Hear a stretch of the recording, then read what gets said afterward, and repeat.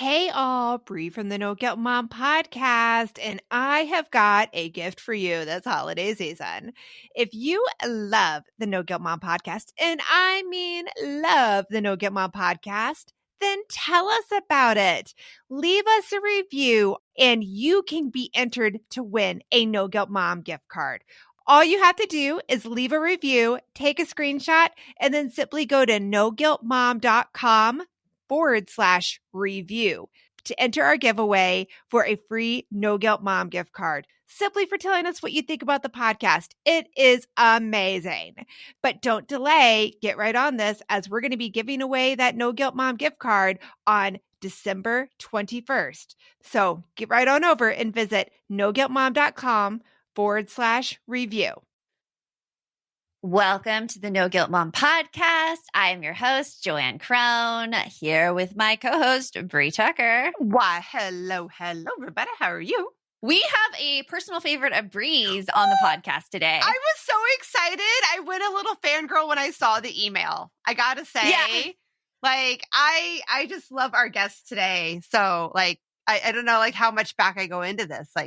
Oh, yeah, you should go back. Because first of all, let's give a little precursor. So here on the podcast, we get a lot of emails for pitches for guests to be on the podcast. Mm-hmm. And some of these pitches fill out our form, so we consider them. And some we see pop in the inbox and we're like, yes! And I think Alyce was like a yes for you automatically. Oh my gosh, I was so excited. So Alyce Chan, I love her Instagram. It's MomCom NYC. It's hilarious. So I think I first found her when we had Mom 2.0 in 2020, and that was online. And I think she was part of it because I remember finding her Instagram account. And then the next year, I guess it wasn't the next year. I'm not sure when this 2021. Was. Sorry, Mom yes. 2.0 was 2021. 2021, yes, because last year it was in LA. And we were there at the Mom 2.0, and they had this mixer at the pool at the hotel. And I saw her walk by with her little entourage. And I'm like, oh my God, it's MomCom. I had to go I don't think at that moment I even had her name in my head. It was just her Instagram. And I'm like, I love her comedy because she does such a good job of finding the ridiculousness of parenting. And she has this great, straight deadpan face most of the time when she's doing her comedy that just makes me be like, yep. Yeah. So it's a dry humor. Yeah. Yeah. So anyways, I ran over and I'm all like, hi, Alyce, nice to meet you. I'm sorry, I'm a big fan. Can I get a picture? And I have a picture of us. We'll have to share it. I'll have to have a link or something on the show notes for this because I love that. She's like, yeah, sure. I was so excited. And then and then when they emailed, I was like, Joanne, we have to get her on. I was like, yeah. Her Instagram is hilarious if you've not checked it out. So who we are talking to today, it is Alyce Chan. She's a stand-up comedian and mom who performs internationally. Her blend of comedy and realness in parenting has garnered millions of views on her social media platforms. She's also the founder of the platform MomCom NYC, which Vogue named among the top 6 funniest parenting Instagram accounts.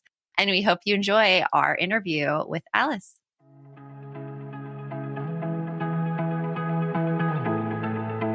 You want mom life to be easier. That's our goal too. Our mission is to raise more self-sufficient and independent kids, and we're going to have fun doing it. We're going to help you delegate and step back. Each episode will tackle strategies for positive discipline, making our kids more responsible and making our lives better in the process. Welcome to the No Guilt Mom podcast.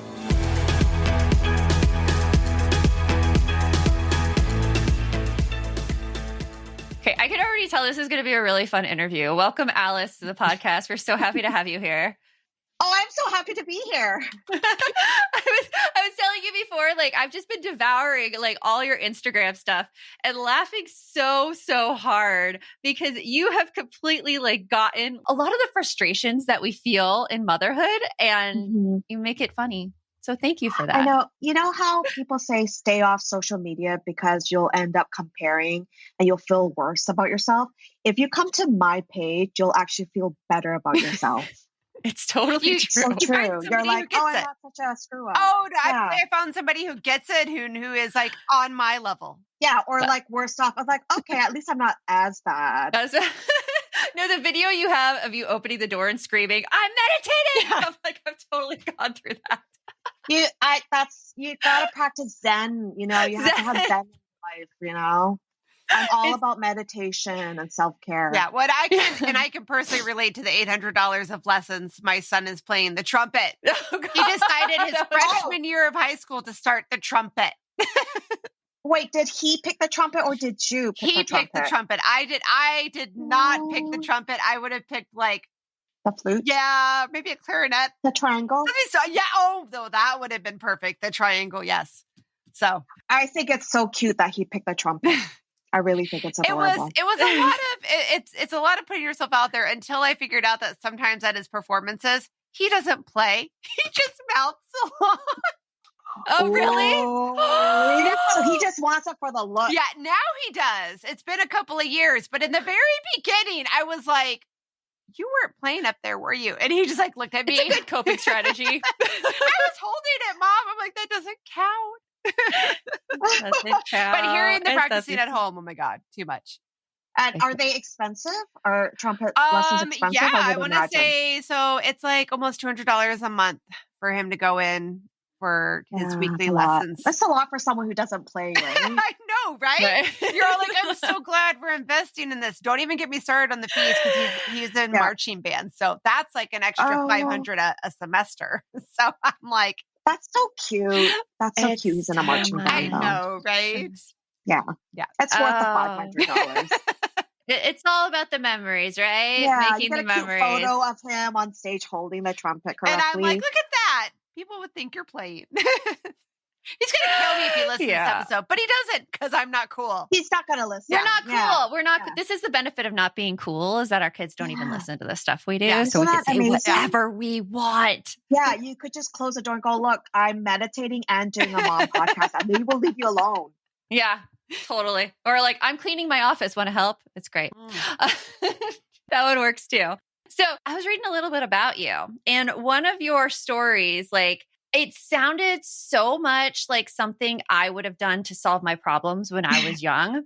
When you were 10 and you had trouble making friends, you got this book called How to Win Friends from A to Z. Could you tell us how like that influenced what you're doing now? I've always had trouble making friends when I was little. And I think it was really based on how I looked because my mom would give me the haircuts. We were very frugal. We didn't have a lot of money. I wore hand-me-downs. I didn't take baths. Like I hated showering. So I was like probably stinky, you know, in hindsight. And I remember my teacher, I was a very shy kid. I was never really like the loud kid. And I had two very close friends and that's really all I needed. And I remember in fourth grade, she gave me 4 Ds, like for reading, arithmetic, and 2 other subjects. And she sat me down and she goes, Alyce, I need to tell you something. And I thought she was going to compliment me. And she's like, you're a mute. And I was like, what's a mute? Like, what's is that? That's a new thing. And I realized, oh my God, she goes, you don't talk. And she's like, so I'm going to separate you from all your friends, which was only 2. I'm going to put you in a brand new class in 5th grade and you're going to not know anybody and you're going to be forced to make friends. And I got anxious over that and I was very scared. Mm-hmm. And so I'm like, okay, how do I make new friends? And every month we had the Scholastic book order. And I saw this. I know. Wasn't that the best my time? favorite. And you'd wait your 6 months for your book to get delivered. Right. And then you walk up to class and it's like, you know, a little cute package with a rubber band. And so there was this book. It was like how to make friends, your A to Z guide. So it was like an A to Z guide. I'm like, I'm getting that. So I ordered the book. I got the book, ran home with the book. I didn't want anyone to see it. And I flipped to first page, letter A. And it said, do you have acne? A is for acne. If you have little red bumps on your face, guess what? No one's going to want to be your friend. I can't believe they did that. Yeah. 50s. I know. And then I was like, acne. that was my first time I even heard the word acne. Like I didn't know what it was. And I was like, thank God I have clear skin. A 9-year-old. I was like, I had clear skin. Oh God. Move past page 8. I don't remember what B and C and D and E said, but clearly I was okay with those letters. But then there was the F. And it says, are you funny? Because you have to be funny. No one's going to want to be friends with someone who's boring. You got to tell jokes that make people laugh. I was like, I got to be funny. I'm like, how do I become funny? So I told my aunt, who was a teenager at that time, and she's like, I have the perfect book for you. What you need to do is rehearse jokes and you tell them to people and people will laugh. So she gave me this book called 101 Dirty Jokes. Oh my God. And half of those jokes were like, went beyond me, but there were a few jokes that were kind of like PG-13. And I kind of got it. I rehearsed like 10 of them and I memorized it. And then the next day, at recess, I was like, who wants to hear dirty jokes? Oh my God, you're the most popular kid on the playground. Oh man, all the boys were like, we do. And I'm like, okay. So I like propped myself on the table. They stayed behind. They were inside the class. They passed up recess. Everybody else left. Had 12 boys in front of me. I start telling them the jokes and they were laughing and I felt validated. I was like, oh my gosh, I'm funny. So I rehearsed more jokes the next day. Kept doing it until the teacher noticed that I was using the classroom as my venue, and she kicked me out. She's like, "You can't keep kids in here." So I couldn't do it anymore, and I was like, "What's my next thing?" And I was really into Richard Simmons at that time. He was doing like Sweating to the Oldies, and I would watch him. I remember that. And I was like, he's so happy, and he makes me laugh. So I started to become Richard Simmons. And I would ask my friends, I'm like, who wants to see me be Richard Simmons? Like just anything that would make people laugh. And I'm also a middle child, so that's a different story. But obviously you need a lot of validation, I can admit. And so I started doing impersonations of Richard Simmons. And like when people ask me, when did I start becoming funny? I think it was that time. And that book helped me. I don't think that book exists anymore because I think it's banned. Thank God. But the funny piece. I was trying to Google it too. I'm like, I need to like frame that book because it saved me. That was really my survival technique in elementary school years, just to survive with the cruel kids and the teachers.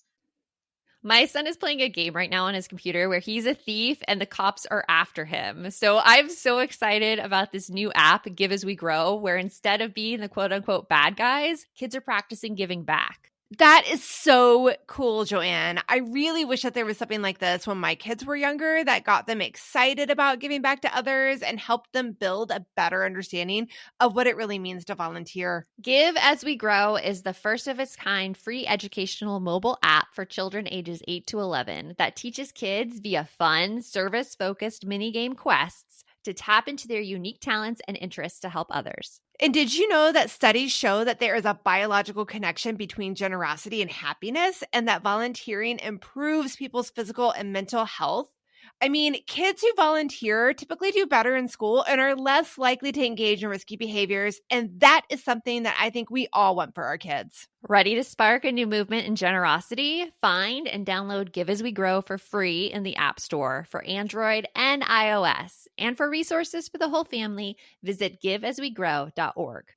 We're hitting that time of year where my brain gets so overloaded in December that I look for anything to make life easier. And I have to say, Brie, that Green Chef is one of those services. Yes, Green Chef is there to take away the dreaded, oh my goodness, what are we going to eat for dinner tonight? You can eat clean all holiday long with over 80 weekly meal options each week, featuring things like quick and easy, protein-packed, calorie-smart, or my personal favorite, the keto options. And you don't have to lose track of healthy eating habits during the holidays because every Green Chef customer gets a free session with one of their registered dietitians who can walk you through how to make clean eating work for you, which is very cool. And I have to say that I have been loving their recipes lately. They put things together I have never thought of. This week, we're trying the lemon basil caper pork with sauteed cauliflower, bell peppers, almonds, and feta cheese, my favorite. Their recipes make it so easy to support my wellness goals without skipping on flavor. For Green Chef's best deal of the year, get $250 off with code NGM250 at greenchef.com/NGM250. That's greenchef.com/NGM250 NGM250. And don't forget to use that code NGM250 to get $250 off. Green Chef, the #1 meal kit for eating well. Yeah. Oh my gosh. Like I could so relate to you being like the awkward, gawky kid and like Totally. the not showering and everything. Oh my And, God. oh my gosh. I did that too before I realized that, things have got to change around here. Don't we all? Like I used to like sit in the bathroom and turn on the shower and sit on the toilet and read a magazine. Just so my parents thought I was showering. Wait, you guys didn't like showering too? I know, right? Oh my gosh. That was just like a me thing. So that's normal? You just, thank you, girls. And now we're constantly like, I need to shower. I need to bathe. Me too. I'm like, stink. I need to shower. I need to wash my hair. Everyone needs to like clean their pits. I don't want to smell any BO. Right. Yeah. And then it's like fighting with our kids now for them to shower because we're like, we know what happened. Yeah. Then we're all like, get in that shower. Yeah. And then now we're like so mad at them for not showering, yet we totally know we did this when we were younger too. But whatever. I know. They don't need to know. I do have a weird story. I had piano lessons. We were talking about piano lessons. So I was pretty bad at piano and I didn't like it. And my piano teacher, she turned to me one time. She's like, I know you don't want to play piano. Do you want to take a bath instead? This is not creepy. I know it sounds creepy. And I was like, piano versus a bath. This is how much I hated piano. I opted for the bath. Oh my God. My piano teacher gave me a bath. She's like, I'm going to draw you a bath and you get in the water. She probably sensed something like some odor. And she's like, this kid needs some hygiene. So she put me in the bathroom. She didn't do anything weird. She's like, just don't tell your mom. Because my mom was like paying her $40 for half an hour. I was like, don't worry. I'm not telling my mom. I'm like, I'd rather bathe than play piano. And so we did that like a couple times. And then my mom's like, man, your piano is getting worse. And I'm like, yeah, but don't I smell good? She's like, you always smell better when I pick you up from there though. So I'm interested in like how this, started when you were in elementary school and then you got into stand-up comedy. Like, how does one get into stand-up comedy as an adult? Like, what did that look like for you? It looked like I still needed validation. I think I always wanted to be an actor. And then I was like, okay, I'm actually from Vancouver, BC in Canada. And I was like, okay, I'm moving to New York. Mm-hmm. I was in my late 20s. I'm like, wait a minute. I'm in my late 20s. I'm past my prime. I'm not like 24, 25 anymore. So, and I'm also like Asian. And so I had to face reality. I'm like, no one's going to book me for a main role. I'm going to be getting commercial spots. I'm like, I don't want to do commercials. Mm-hmm. And so I'm like, what else can I do? Aside from acting lessons, I started taking improv classes. And I had a lot of fun doing that. But I realized I couldn't compete with the other actors at improv because they were just hams. And I was more like, I need to think about it before I say something. Mm-hmm. And I was always too late to fit out a line. So I knew improv wasn't for me. And someone said, why don't you just do stand-up? I'm like, no, that's way too scary. It does seem scary. Yeah. It seems scary, but guess what? I'm going to tell you it's not as scary as you think because everything is scripted. You know what you're going to say. Yeah. You're not competing with anyone. You have everybody's attention most of the time, unless they're drunk and you're at some dive bar and there's like a motorcycle gang. That's some interesting dive bars. Yeah, I've been to like some pretty bad shows where I thought I was going to be attacked, but that's for another Oh my gosh. time. Yeah. So yeah, but then I tried my first stand-up and I loved it. I love the feeling of the power of making people laugh and having that feedback. And it felt exhilarating. And I felt like it was really my therapy. It was free therapy for me. I could be vulnerable at the stage. I can make light of hard situations. And even after becoming a parent, I had even more content to relate to people. And I felt like people could resonate. Yeah. Never ending content as a parent, I think. So much. Yeah. Every day you're like, oh, you're driving me freaking nuts, but let me grab my notebook. Let me write this down. Yeah. That's what I do that a lot with emails. I'm like, this situation sucks. I'm so stressed. I have something for the newsletter. Always the hardest struggle, right? Like the hardest struggle, when you think about it in hindsight, you're like, that is gold. Write that down. Right. It is gold. I've always been curious, like, how do you go about writing a joke for a stand-up routine? Like, you have this hard situation. How do you make it funny? It's all based on real life experiences, but you exaggerate. So like I have a joke where I'm like, I'm never alone. My kids, like they're always like behind me. Even when I go to the bathroom, they think it's a special event +2. And they're having straight up dialogue conversations with me in the bathroom. And I'm a boy mom, so they've seen me pee and they laugh at me. Like there was a couple of times where they're just laughing at me while I'm peeing, and they're like, "Why don't you have a penis?" I broke it a long time ago, hon. I don't know. I don't know if you saw it fell off, but that's what I said. Yeah, I said it fell off. I mean, I didn't actually say it to them. I did explain that we have a different anatomy, but on stage, I'm like, half of it is a joke. The first half did happen. They did ask me.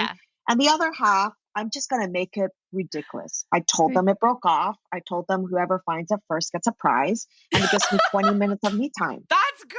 Oh my God. I would have gone with the whole, like, it fell off. I didn't wash it enough. So maybe you should be taking that bath I told you about.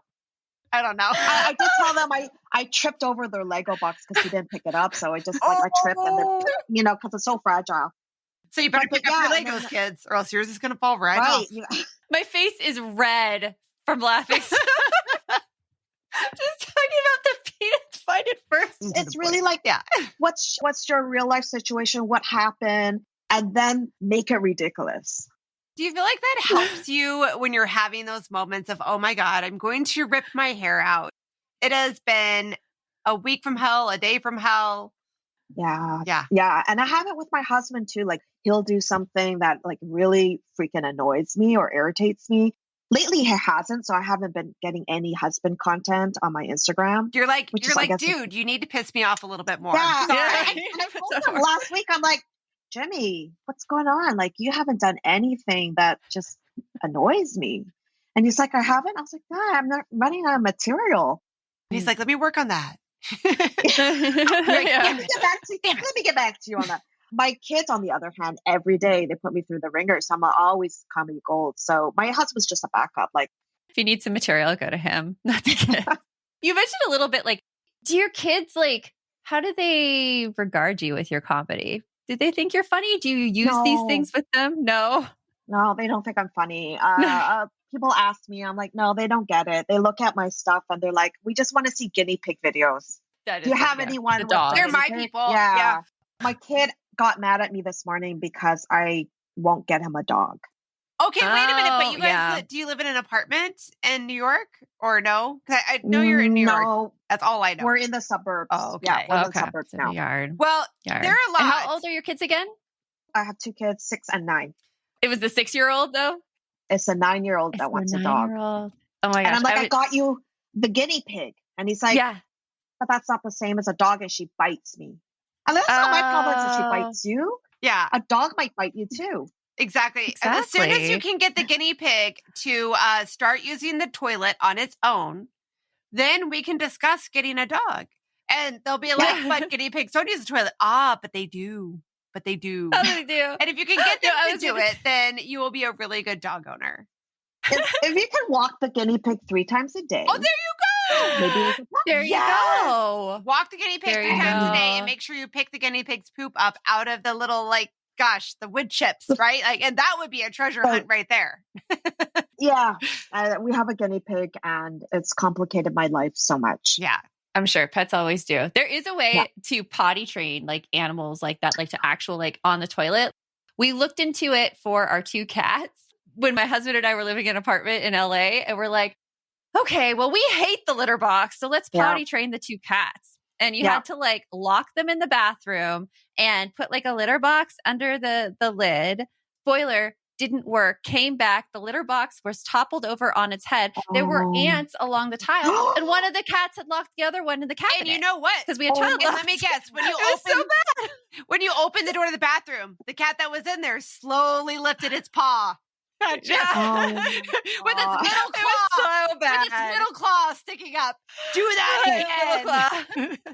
Hey, Aubrey here, and I wanted to share one of my favorite gifts to give during the holiday season, a Storyworth book. It is the most amazing gift ever. Storyworth is an online service that lets you create a special and unique gift of someone's story. I've given Storyworth books to both of my parents, and it has been their favorite gift, hands down. And did I mention it is so easy? Storyworth emailed my parents questions every week that I handpicked from their massive list of questions that they have. All my parents had to do was open their email and answer them. That easy. I asked my dad questions like, did you have any rules that you set for yourself as a parent, which you immediately broke? And he did. I even asked both of my parents, are you more like your mom or your dad? And they shared a lot of really amazing qualities that I didn't know about my grandparents at the time. Then at the end of the year, Storyworth compiles all of their answers, puts them into this gorgeous book that covers everything. My parents love showing us their books, and I personally love getting a chance to read them. With Storyworth, I am giving those I love a thoughtful and personal gift from the heart that preserves their memories and stories for years to come. Go to storyworth.com/NGM and save $10 on your first purchase. That's storyworth.com/NGM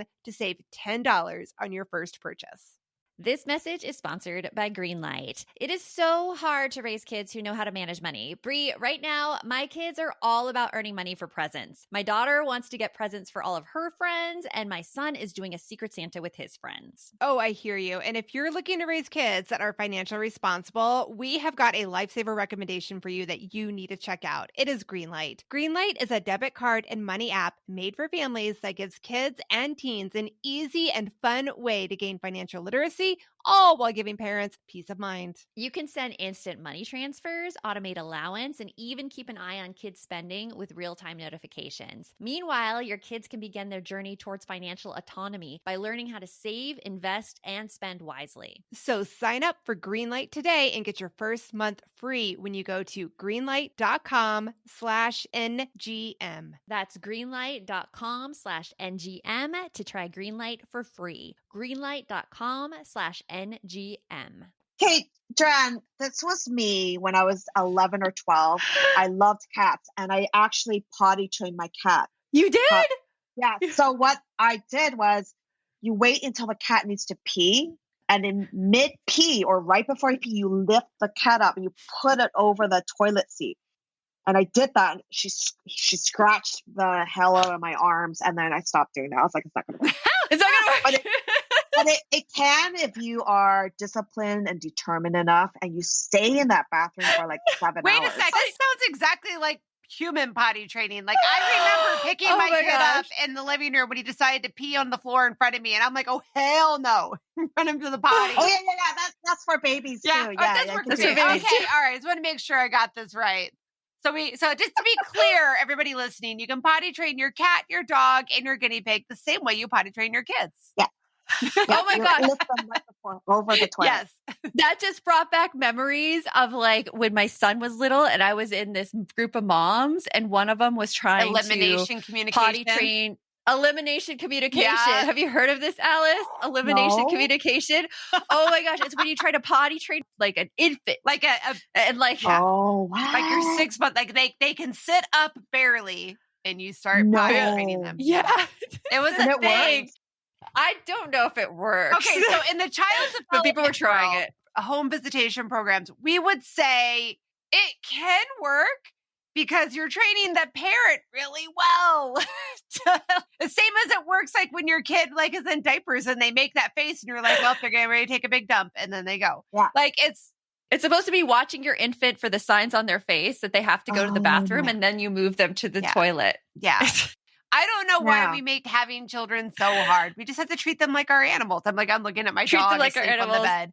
Actually, wait, do we? I kind of do. Like I reward my dog for good behavior with treats. And when my kids are good, I give them treats. You praise them. Exactly. So Alice, what is coming up for you that you're really excited about? Summer, we're going to do some brunch comedy shows with moms. So moms can have like cocktail hour connect on a 3 p.m. on a Saturday, when that sounds awesome. I hope there's a stop in Phoenix for that. Are you based in Phoenix? Yes, we are. We are based in Phoenix. Yeah. I'm coming to Arizona again. Again? When? Phoenix. October. For my birthday. Thank you, Alice. You're so wonderful. Of course, thinking of you all the time. Oh my gosh, that sounds like so much fun. I would love that. You're always trying to find fun things to do with your girlfriends. That right there would be awesome. Girls' night, definitely. Be an amazing night. Like we're gonna like stay up all night, like till like 9 p.m. Go crazy. We're gonna have like chocolate and salty, so it's gonna be sweet and salty. So much. I'll bring the margaritas. I'll bring the margaritas. Totally. We'll have the pitcher. Those are dangerous. It'll be Donuts. good. It'll be good. I love sweets. I want to eat pastries. We'll just like do cake fighting and we're not going to clean up the dishes. It is going to be crazy. Crazy. Yeah, that's one night. You don't have to cook one meal. That would be fantastic. Okay? I know, right? That's your night off. I think you had like a bit about that too. Like nobody ever told me that I was going to be cooking for everybody for the rest of my life. Yeah. Where was that? Until you die.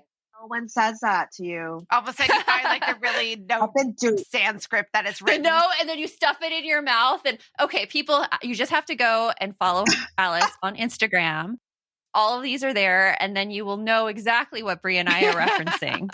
So, Alyce, it's been such a pleasure, and we're so happy that we actually get to see you in person this weekend at Mom 2.0. I'm so that's excited. exciting too.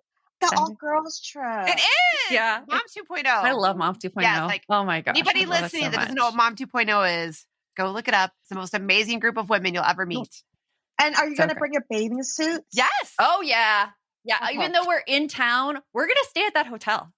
We are not going home. Well, yeah. Yeah, we're not going in home. In all fairness, it's not exactly down the street from where we live. It's a little further. It's like 45 minutes away, but I mean, we're not coming. Free complaint. And it's a beautiful resort, right?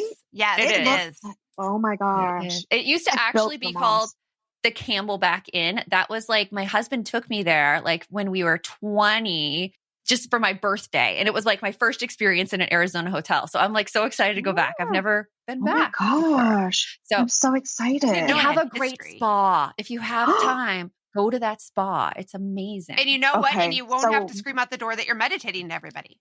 Because there's no shadow. No little shadow. It'll be so zen. Yeah. So great. Well, thank you so much for joining us. And we get to see you real soon. Much, girls. Yeah. Have fun. Thank you for having me. Thank you.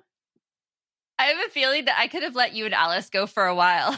You had this nice little like add-on. You're like, yes, and, which is like an improv technique, which is so fun. Was it? I didn't try really hard not to be the creeper and be like, remember meeting me last year? You have the picture. You didn't show her the picture. I don't want to be the creeper, but I really did. And I mean, I love her comedy. I think we talked about before, like she does a really great job of being serious and hilarious at the exact same time. So yeah, it's good. And I love her. She's awesome. She's so funny. I did like her tips for jokes and it's good to know, like, I'm like, man, I'm just not funny as a parent. And I'm like, oh, you make that up. Okay. That makes me feel better. You take the first half of what actually happened and then you exaggerate the rest. So it's like everyone listening is like, of course, Joanne, they make it up. And I'm like, I don't know. I'm gullible with you. Comes in. I'm with you. There is a good part of me that when comedians are talking, I'm like, God, their life is so much more interesting than mine. I think a lot of us, like we have our things, like you have your, I wish you had it with you right now, your list of one-liners from our past weekend get together for our first retreat. I have it. You it do? Right here. Let's read off a couple I don't know of how them many outside of context and see how they work. This is our attempt to be funny. First of all, put the kids out of the room. Put the headphones on. Yeah, you get 5 seconds. You've been warned.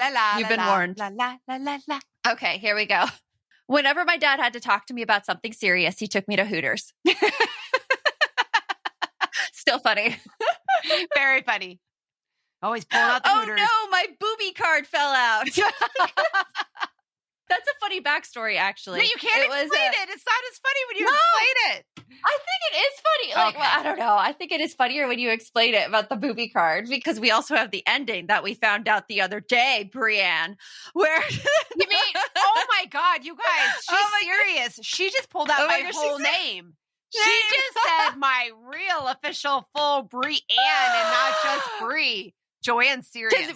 So Brie, me, and Christina were staying in the same hotel room. We got 3 hotel keys. And the second day that we were there, we couldn't find any of the keys. And I'm like, where did these go? I swear we had down one. Here. I swear. We had one. We had one. Where'd the other 2 go? So I went to the hotel front desk. I got 3 more keys. And me and Christina were like, this is going to be like, Christina did it first. She's like, this is going to be tucked right here. It's my booby card. So like we wouldn't put it down anywhere. And we ended up all keeping our original keys because we did that. And then come to find out, Bree. Come to find out, let's see, like it was the last day we were there. I was taking off my dress and I had like this big elastic belt, really big elastic belt around my waist. And I take off the belt and I feel something like stuck against my body. And there's one of the cards. I had slid it into my belt and I just didn't feel it right there. So I'm like, oh, look, I had one of the cards with us. Isn't that ridiculous? And we laughed about this. We're also there at the resort. We check out a couple of hours later, whatever.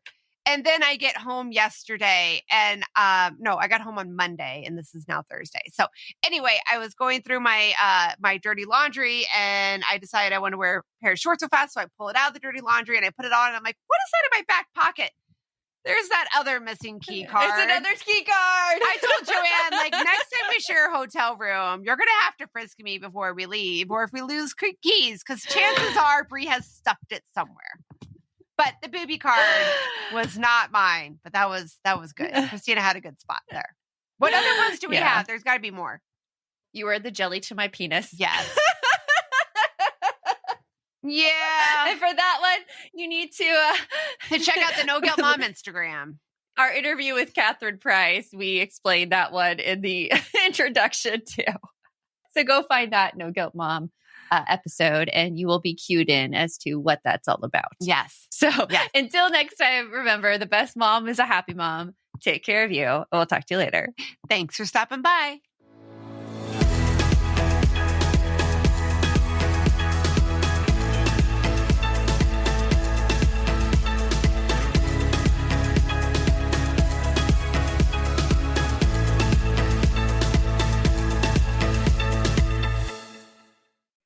Are you looking for something to listen to with your whole family? Then check out 6 Minutes, produced and created by Gen Z Media. With over 200 twisty, cliffhanger-filled episodes, 6 Minutes tells the story of 11-year-old Holiday who is pulled from the icy waters with no memory of who she is or where she came from. 3 years ago, Brinley Pasternak helped the Anders family uncover the truth about Holiday's past. Now she'll need them to help her find the truth about hers. In 6 Minutes Out of Time, the long-awaited sequel, Cyrus Anders is found unconscious near the mysterious Elixir Academy in Florida, and Brinley learns the school may have a shocking connection to her missing mother. Dive in now and get the most downloaded family audio adventure in history. Follow 6 Minutes wherever you get your podcasts. You can listen early and ad-free with the GZM family subscription.